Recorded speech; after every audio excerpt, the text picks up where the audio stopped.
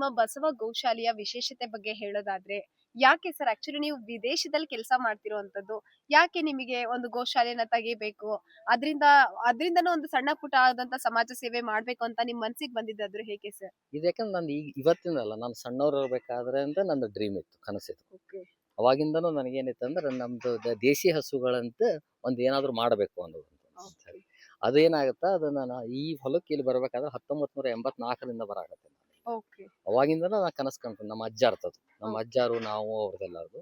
But ಅದು 2017ರಾಗ ಈಡೇರ್ತು. Okay ಈ ಬಸವ ಗೋಶಾಲೆ ಅನ್ನೋದು 2017ರ 3 ಆಕಳದಿಂದ ಪ್ರಾರಂಭ ಮಾಡಿದ್ವಿ.